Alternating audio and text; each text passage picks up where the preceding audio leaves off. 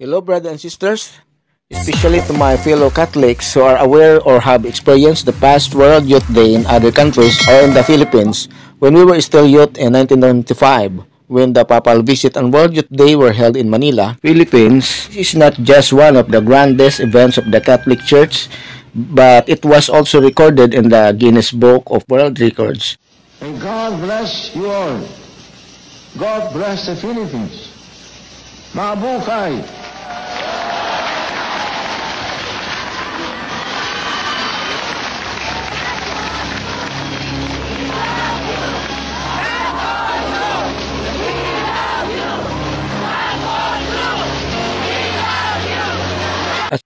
For the Papal Visit and the World Youth Day in 1995, I was already an active youth as a Catholic in some different organization.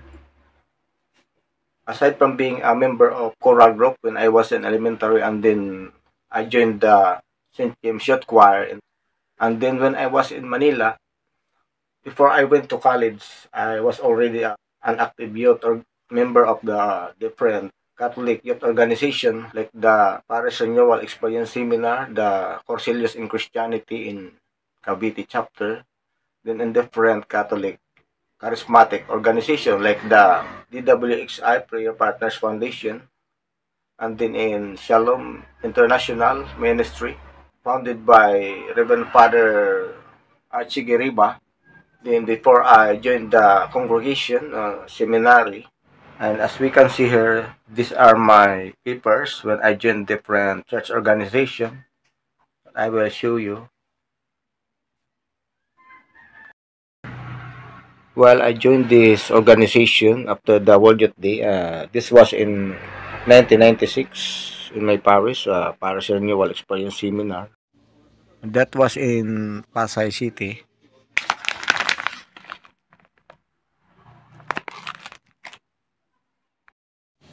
Bago nag-World Youth Day ay nag-apply na muna ako sa isang seminaryo sa Makati. Well, my first attempt to join the seminary was in 1993. 2 years ahead before the World Youth Day, 1995. Then I requested a recommendation from the Bishop of Sorsogon to be submitted to the Dean of Studies in Makati and Guadalupe, St. Carlos Seminary, to be submitted and to be signed by the Bishop of Sorsogon, Jesus Y. Varela, as you can see here. And then from the Parish Church of St. James the Greater in Bulusan, from Reverend Father Garrido. Bali, itong una kong attempt sa pagpasok o pag-apply sa admission ng seminary ay una ko pala itong attempt, at ako naman ay hindi pa nakapasok din sa pagkakataong ito dahil marami na po muna akong ginawa sa Maynila. At sa pangalawang pagkakataon ng pagbisita ng Santo Papa sa Maynila, sa Pilipinas, ay talagang napakarami ang pumunta na sa 5 milyon. At sinalubong siya ni dating Arsobispo ng Maynila, si Jaime, si Cardinal Sin. Thank you very much.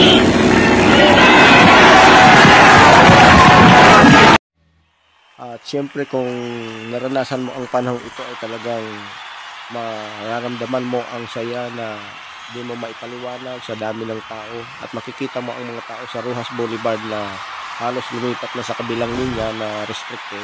Pero dahil sa sobrang dami ay hindi na halos talaga mapigil ang sa daming mga natutuwa, masasayang tao na nag-abang sa kasalukuyang Pedro, ang Santo Papa.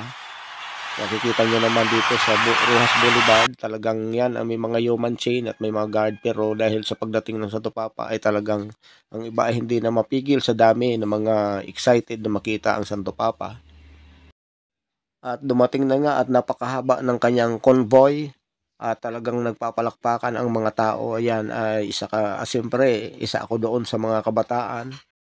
Isa ako dun sa nakikipagsiksikan. Siyempre sarado ang mga daan sa panahon na yan dahil niya sa bawal, may mga lugar na bawal. Ako ay naglakad lang, biruin mo, mula sa Pasay papuntang Quirino Grandstand ay naglakad ako sa mga youth vigil sa gabi ng mga activity at sa araw naman ng pagsalubong kay Pope John Paul, at sa mga stadium na naka-schedule sa iba-ibang mga sinasabing distrito ng bawat mga youth na kung saan ay sasalubungin ang mga foreigner ay naka-assign na sa bawat distrito, mga parokya ng Archdiocese ng Maynila. At humanga ang Santo Papa sa pagiging hospitable ng mga Pilipino sa pagsalubong sa kanya. I myself and all of us, we are so grateful to the Filipino peoples for a joyous hospitality.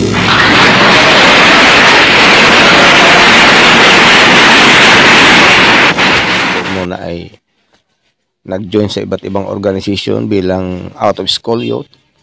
At yun nga, nagkaroon ng World Youth Day. By God's grace naman, saka naman ako nakapagtapos ng college sa isang university at pagkatapos saka na ako nakapasok na uli ng congregation, unang-una sa Redemptorist sa Baclaran. At ito nga po ang recommendation mula sa Parish Priest sa kay Reverend Father Garrido. At ito naman ay aking sinubmit sa San Carlos Seminary sa Guadalupe kasama ng pirma ng recommendation ng Bishop of Sorsogon, si Bishop Varela, as having the largest number of attendees, especially the youth from all over the world celebrating World Youth Day. In 1995, even though it was already that sign of advanced or high-tech generations, the use of Microsoft on computers was not yet widespread. I myself was only using diskettes for my computer studies. There were already cell phones with keypads that were somewhat large, but there were no cell phone cameras yet. Only large video cameras that were put on Betamax, compact discs, and VCDs before digital cameras and others came along. Most of the videos then were taken by Well TV cameras or private cameras. If World Youth Day 1995 happened like today, I probably would also have many private photos and videos.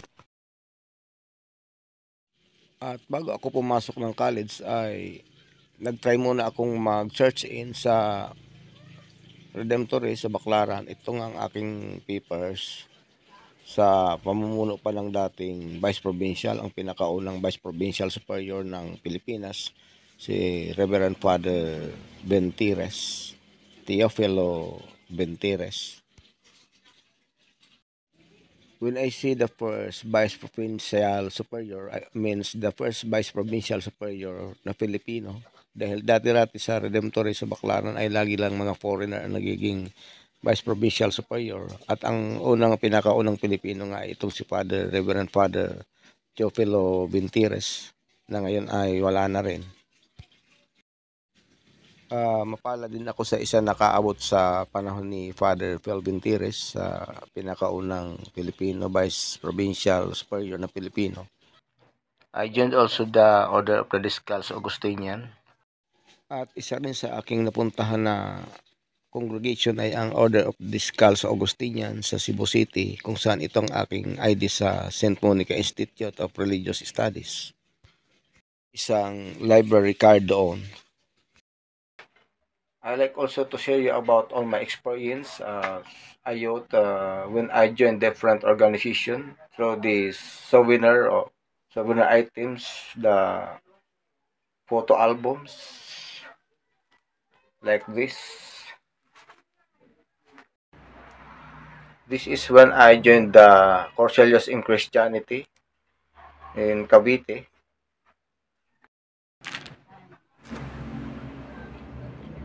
I joined the Corselius in Christianity in Cavite before the World Youth Day in 1993.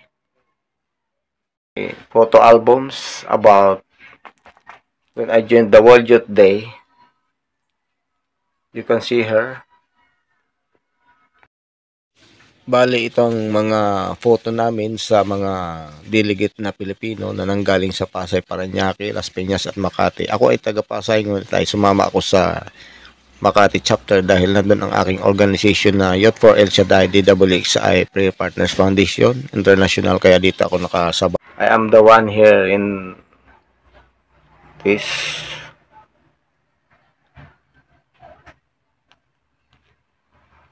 souvenirs with my foreign acquaintances who were youth delegates from other countries. This is where the so-called boundaryless friendship brotherhood, and sisterhood happened, not looking at color, race, and country of origin, as long as we are one in faith, spirit, and heart for Christ as Catholics.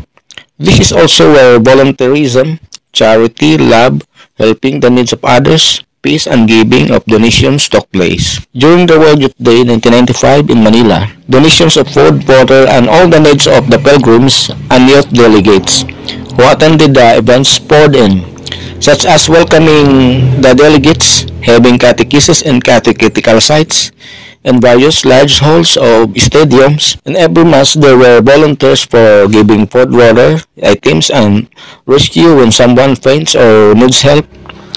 This event was not easy, especially before it happened when Pope John Paul II was shot and there was even an assassination plot or attempt. So the security and intelligence of the police and military were intense.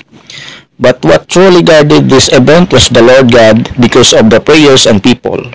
The prayers of the people, unity that guided that the weapon is courage, prayer, and human chain, and every road to the millions of people who attended the Filipino spirit of family bonding and the spirit of communal unity prevailed here.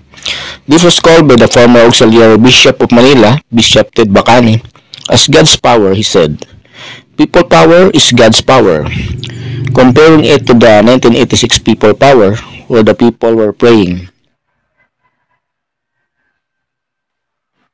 As you can see, these are the youth delegates from PPLM, the Pasay, Parañaque, Las Piñas, and Makati. And I was here. I was the one here. Medyo payat pa ako dito. I was a thin young youth Filipino delegate. At ito ay ginanap sa Quirino Grandstand sa Youth Vigil ng World Youth Day.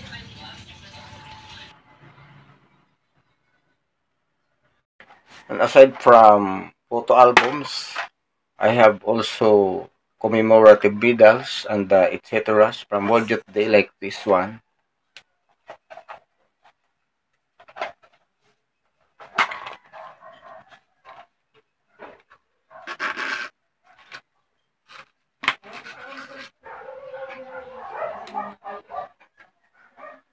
This one I treasured most because I have this medal before Saint John Paul became a saint in later.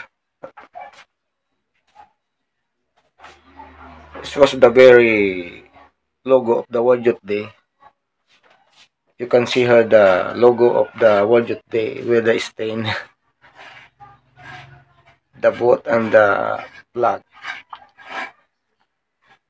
And the former Pope John Paul II, now already a saint, with my commemorative medal.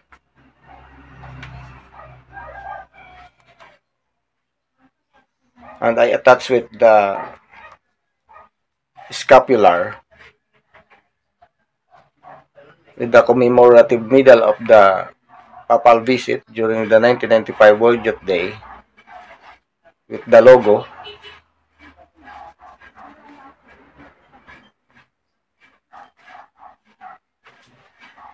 Okay.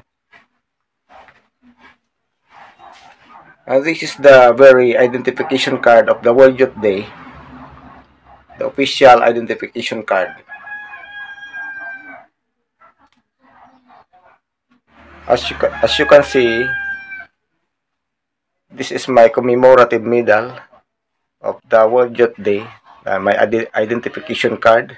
Our group leader was Brother Fidel Tinamisan, one of the preacher of the DWXI Prayer Partners Foundation International from the District 5, Makati. The official sponsor was Kodak. And that was my very photo album when I was a young Catholic youth. And then this was my most valuable commemorative ID. I treasure, I valued most.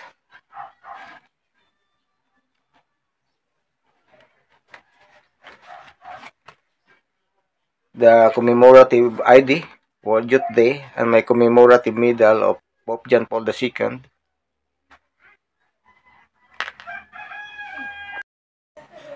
And this is another the medal when I was also a delegate to the 4th World Meeting of Family. This is the my commemorative medal of the fourth World Meeting of Families held in Manila. You can see the logo.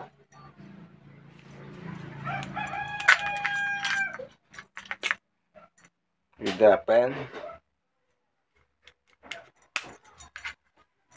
and the K.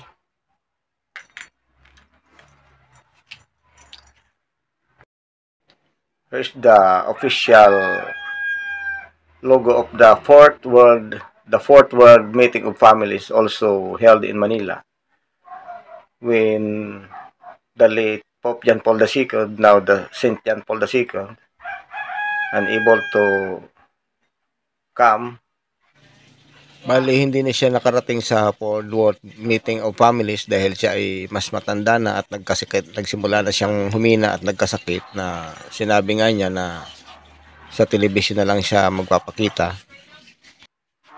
Itong aking mga commemorative medals, ID, ay aking ipinapakita dahil kung tutuusin, ito ay napakasimpleng bagay lang, ngunit ito ay nais kong ipakita para maging inspirasyon din ng mga youth na makakakita, na ipakita ko na hindi lang sa mga material na bagay, mga bagay na malaking pera o kung ano, kung mas mahalaga din ang parang spiritual, upang tayo ay meron ding, kumbaga sa ano, meron tayong training sa spiritual. And one of the most important church organization was the Catholic Church, Catholic Charismatic organization like this one, the DWXI-PPFI Foundation. I joined before the World Youth Day. Ang DWXI-PPFI International ay isa sa pinakakilalang o sikat na organisasyong katoliko ng mga charismatic. And this is my ID of membership in DWXI-PPFI o the El Shaddai Catholic Charismatic International. At maliban dito ay dumalo rin ako sa Shalom International na itinatag ni Reverend Father Archie Giriba. And of course, this is the most important, the miniature, the Holy Bible.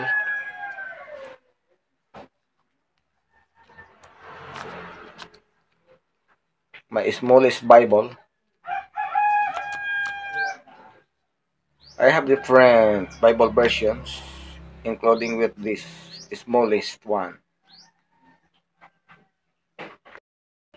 Ang Biblia na ito ay Kitsen at meron siyang talagang totoong sulat na maliliit lang sa loob.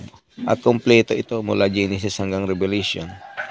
Ngunit para mo mabasa ang mga nakasulat dito ay mangangailangan ka ng magnifying glass o lente para dito. And of course, as one of the youth delegate for the World Youth Day, will not be completed without my passport or the guidebook that had guided us to join the 5 days World Youth Day in Manila. So I have also that guidebook kept and being taken care for the long years. So I have also to share with you this guidebook. This guidebook is very important during the 5 days of 10th World Youth Day in Manila. As you can see here, the logo. These are the route we have to attend for the 5 days activities with the Holy Masses and the meetings of youth with the Pope.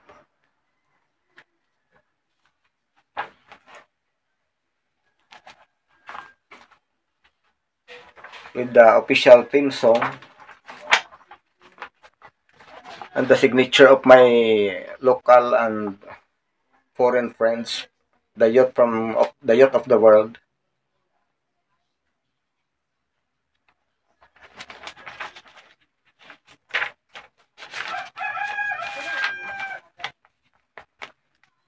I have also a foreign friends from the United States here. Of course, the Filipinos. At di pa uso kasi nun ang text chat at wala pang katulad na ngayon na uso na cellphone. Wala pang Facebook. Kaya sinusulat lang namin yung mga pangalan ng friend with their signature. Kikita nyo. Talagang kung tatanungin ako kung anong mga pinagagawa ko nung aking kabataan ay makikita sa aking mga sinalihang mga church organization sa loob ng Catholic Church. Ito ay talagang matinding dito ako nahasa sa aking pananampalataya, sa aking pinaniniwalaan bilang Katoliko Kristiyano. At ito ay nagsilbing pag-insayo, exercise na para tayong atleta. At sinabi ka ni San Pablo na tayo hindi sumusuntok sa hangin, na tulad ng tayo nag-aaral pagbuksing, kundi tayo ay may tiyak na ito pinatatamaan sa darating na. Sabi nga, ang isang sundalo ay kailangang wag makialam sa mga bagay na hindi sa pang sundalo, kundi tayo ay magsanay sa mga tungkol sa pagiging sundalo, nakatulad din ng sundalo ng Panginoong Diyos. At wala namang mawawala sa atin sa pagiging bata kung simulan na natin ngayon ang pagdalo, pagsali sa mga church organization. Ngunit kapag hindi tayo dumalo ay malaki ang mawawala sa atin dahil ito ang nagsisilbing gabay sa atin sa ating pagtanda. At kung ano man ang nais natin na gawin sa buhay ay magiging patuloy na gabay ito sa atin. At itong mga nakikita natin dito, lahat yan ay aking dinaluhan ng mga church organization, seminaryo o kung anumang mga katulad ng World Youth Day, World Meeting of Families, Corselius in Christianity, at yung mga tinatawag na iba pang mga church organization, Parish Renewal Experience Seminar.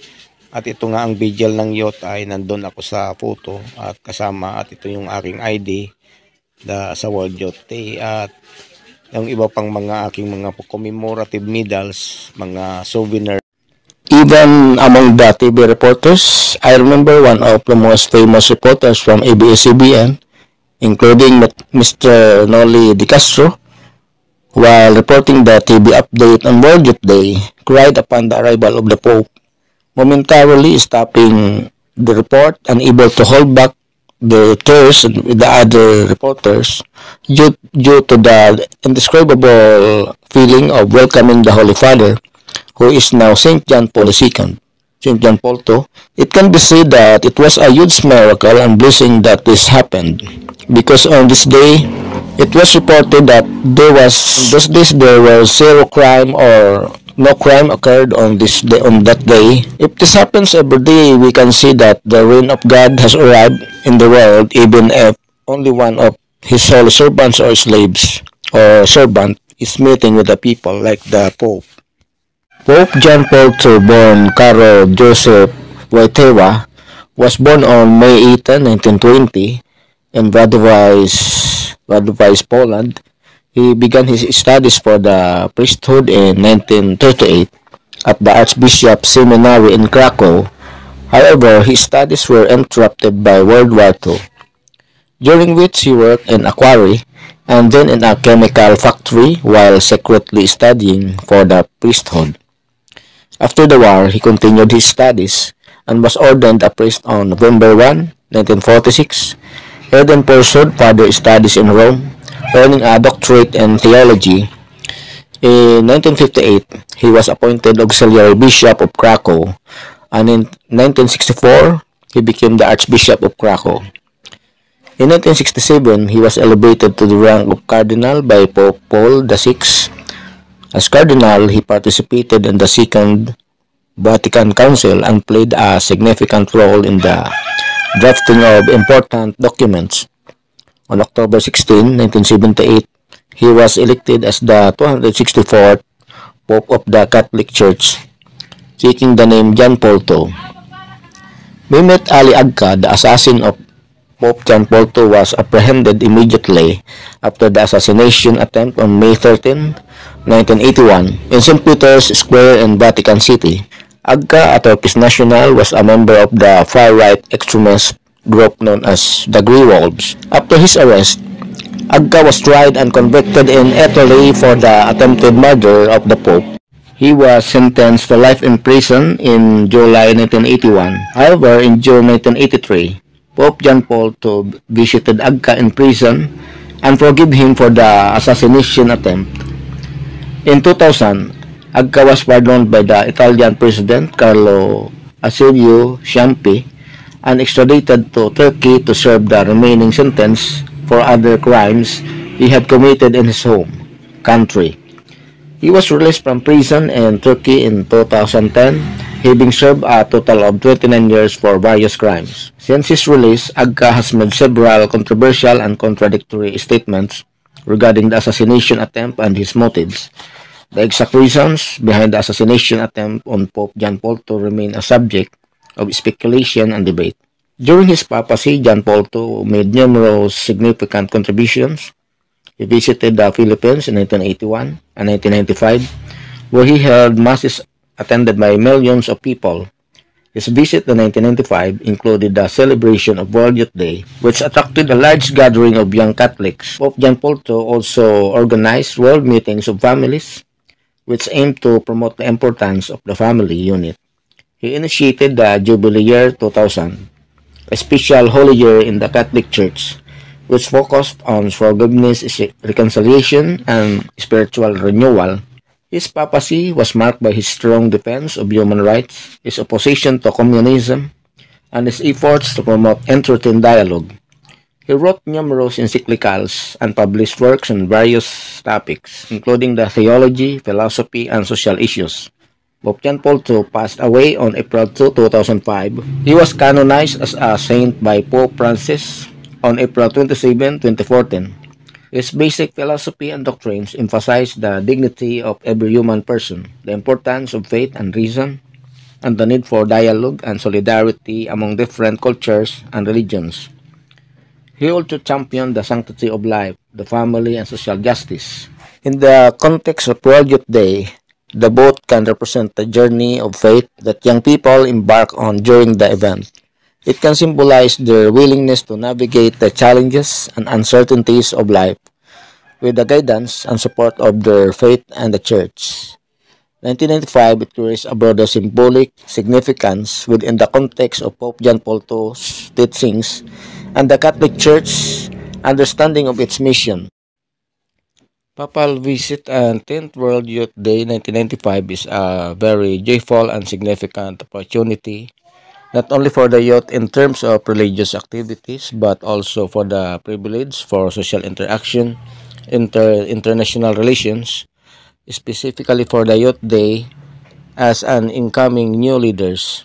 During this event, youth from different countries come together and personally get to know each other using guidebooks to exchange names and addresses. This was because in 1995, cell phones were not widely used yet, and the use of large keypad cell phones and landlines was still limited. Sending letters or cards to friends abroad was also a common practice. That's why we introduced ourselves to foreign youth and shared stories about life, religious experiences, personal travel experiences, and other happy events related to being Catholic Christians. We made friends from different countries. The day of Pope John Paul, its departure from the Philippines was a very sacred and mixed day of joy and sadness. Before boarding the plane, he expressed that he couldn't think of any other opportunity or way when he could return to the Philippines. Although he still planned to return to the World Meeting of Families, he was unable to fulfill that plan and was only shown on television, leaving the yachts. I will never forget the theme songs used during World Youth Day 1995, especially the official theme song, Tell the World of His Love. It reminded us of the challenge for young people to become missionaries of the gospel of Jesus Christ. As emphasized by Pope John Paul II and to be communicators of love to the world, through interfaith dialogues. During that time, my faith was strengthened and I felt a calling or vocation. After World Youth Day 1995, something remarkable happened. In 1996, I was given the opportunity to enroll in college and successfully graduate. I then entered a seminary, something I had always desired since I was a child. I consider this to be a blessing or miracle that was bestowed upon me after World Youth Day 1995. It is a great blessing for me as a Catholic to have been a part of the gathering during World Youth Day 1995. Aside from the joy of making friends from different countries, we had the privilege of being in the presence of a religious leader who would become a saint in our time. We were among those who personally saw Pope John Paul II, now Saint John Paul II. John Paul II, we love you. John Paul II. The World Youth Day 1995 was a truly historic event, not only because it broke the Guinness World Record for the largest attendance, but also because it brought together some of the most significant leaders of the Catholic Church. Pope John Paul II, who was later became a saint, Cardinal Sin, the influential Cardinal of Manila, who called for unity and prayer during the famous It's a People Power Revolution in 1986. The auxiliary bishop Tibacani of Manila were among those who participated. They emphasized the importance of unity and prayer in addressing the challenges faced by the country. It was a momentous gathering that left a lasting impact. Inaanyayahan ko kayon maging mana-alagat ng Ebanghelyo. Naway maging matatag kayo sa inyong pananampalataya at pagmamahal sa inyong kapwa. Be strong in faith and in love. Mabuhay ang Santo Papa!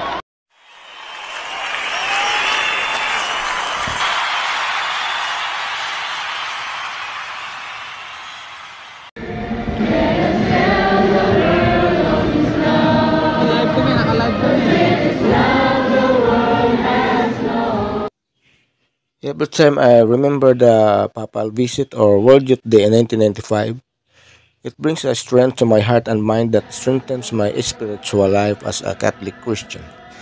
It also strengthens my vocation and the daily challenges of life, where I remember my youth as an active Catholic who was part of a very large gathering of young Filipino Catholic Christians and all the youth of the world. The Holy Father reminded us of the challenge of prayer at all times, which was also called for by the former Archbishop of Manila, Cardinal Sin, who gathered many people in IDSA, united in prayer. The important words of Pope John Paul II, "Be not afraid," which were also said by Jesus to the apostles, have stayed in my heart from the moment this plane landed to this stay at the Nancy Chair on Taft Avenue in Manila. Everyone was excited to eagerly awaited his arrival.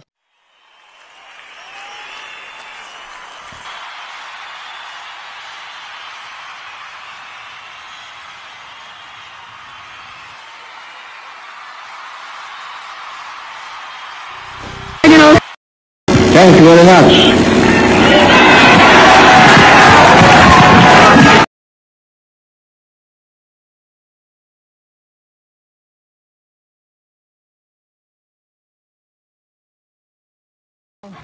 At dahil sa sobrang tao na hindi na makalusot ang kanyang pagmamodel, kaya sinakay na natin ito sa presidential helicopter para makaakyat sa may Quirino Grandstand doon sa ginawang altar para sa gaganaping mga pagmimisa at mga events ng mga kabataan sa kanyang pagdating.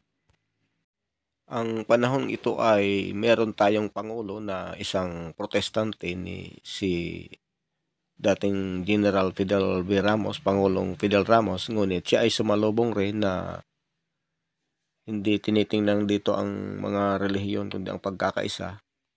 I myself And all of us, we are so grateful to the Filipino peoples for a joyous hospitality.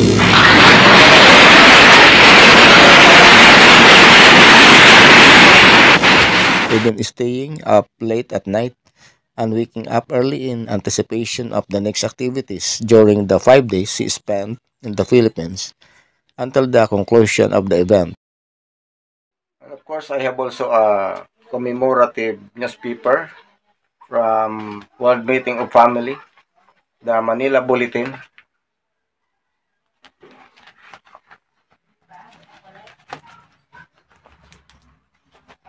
The fourth World Meeting of Family. And the theme song, Only Selfless Love.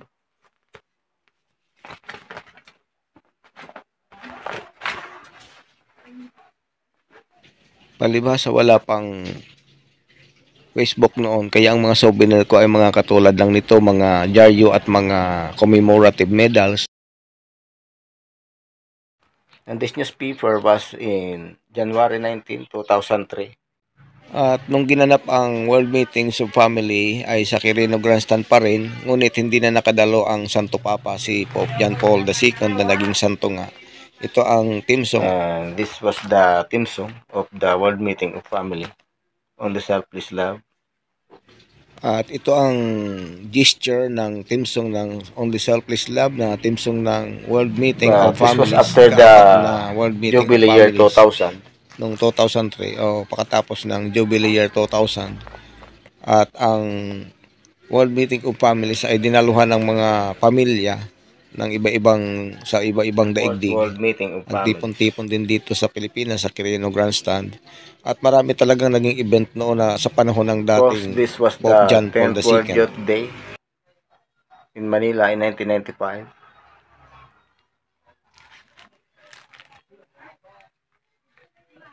And this is the logo of the Jubilee year 2000.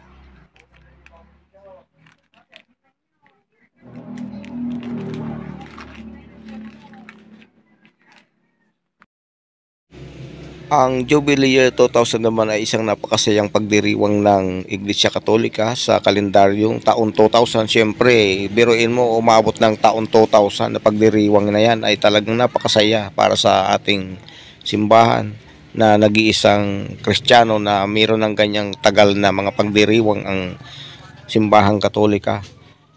Kaya ako naman noon ay dumadaan sa mga Catholic school. Ako ay nasa college pa noon, nag-aaral sa isang university. So makikita ang listahan ng mga pirma ng mga aking mga kaibigan na youth na pinasulat ko sa likuran ng guidebook, mayroong foreigner at mga Pilipino. Dahil di pa uso kasi noon ang Facebook, kaya hanggang sulat na lang sa mga papel ng mga pangalan, address at kanilang pirma. At meron pa nga akong kaibigan noon na mga taga United States, merong magkapatid, lalaki at babae, at hiningian ko sila ng address, pangalan at ang pirma nila para uso pa kasi noon ang padalahan ng sulat at mga cards. At sa panahon na yun ay hindi pa uso ang pagiging isnabis o selfie o makasarili na ang tinitingnan lang ay ang sariling cellphone na kahit kinakausap ay hindi ka kakausapin. Noon talagang personalan pa talaga mag-usap-usap at ang mga activity talagang aktibo pa ang mga youth. Kaya pag sinabi kung saan pupunta ay doon, susunod talaga. Talagang nakaakma sa panahon talaga ang mga activity tulad ng World Youth Day na kung sa ngayong gawin, di ko lang alam kung paano pa gagawin. Meron pa bang mga ganitong mangyayari? Yung naganap sa Cebu kasi na pagpunta ni Pope Francis ay hindi ako noon nakadalo. Hindi tulad talaga nitong World Youth 95, ako ay nasa Maynila, kaya napadali sa akin ang pagdalo nito sa bilang isa rin sa mga youth delegate na mga delegado ng Pilipinas.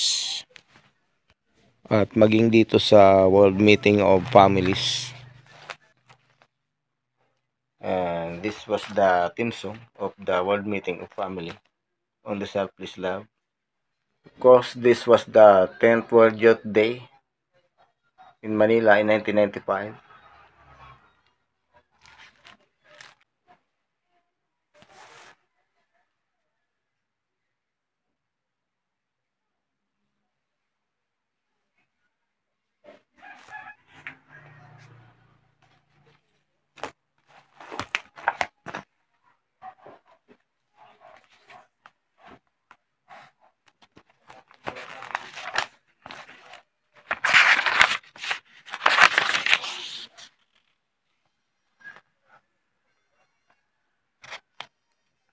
And these were my foreign friends to the World Youth Day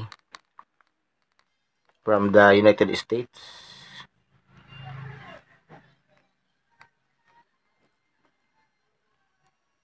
With their address.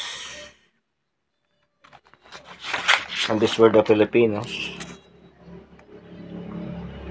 with their address.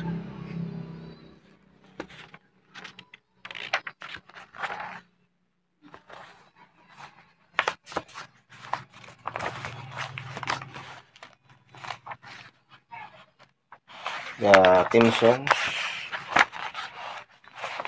for the mass, the readings, and the activity of the youth.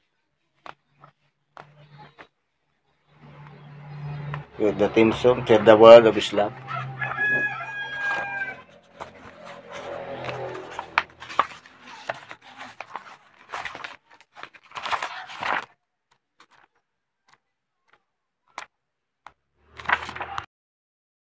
At ito naman ang Tell the World of Islam na sinulat ni Trina Belamidi na naging official theme song ng World Youth Day. Ito naman nakasulat sa likod ang mga kaibigan, mga friends, mga pirma ng mga kaibigan na mga nakilala sa World Youth Day.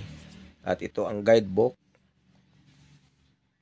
Sa World Youth Day guidebook makikita ang mga sunod-sunod na events na gaganapin katulad ng banal na misa at ang vigil ng kabataan at iba pang mga awitin, mga guide na kakantahin. This is the most memorable spiritual experience when I was still a youth in 1995, the 10th World Youth Day.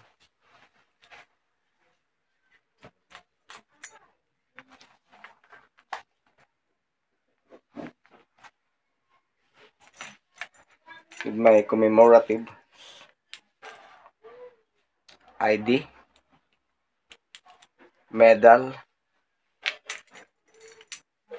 World Youth Day Day, the 4th World Meeting of Families, and the guidebook of World Youth Day 95.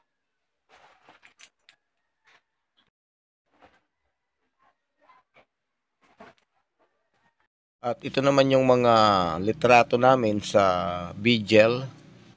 Ito ay overnight sa Quirino Grandstand kasama ng mga youth delegate na Filipino at yung kabila naman ay mga foreigner. Kami ay nagmula sa PPLM, Pasay, Parañaque, Las Piñas at Makati chapter. Ako ay nagmula sa Pasay, nakagrupo ako sa Makati. Ngunit naging malungkot naman ang mga Pilipino dahil sa pag-alis ng Santo Papa sa kanyang pag-uwi na halos parang kung titignan ay parang ayaw niya umalis sa kanyang pagmamahal sa Pilipinas sa nakita ng pananampalataya at pagiging hospitable ng mga Pilipino. At siya ay nagpaalam sakay ng Airbus 300 na eroplano papuntang New Guinea. At sa kanyang pag-alis ay nagbigay siya ng hamon sa mga kabataan na ipagpatuloy ang Christian faith at ito ay palaganap sa buong daigdig. Those who in any way serve the needs of so many pilgrims, may God reward each one of you.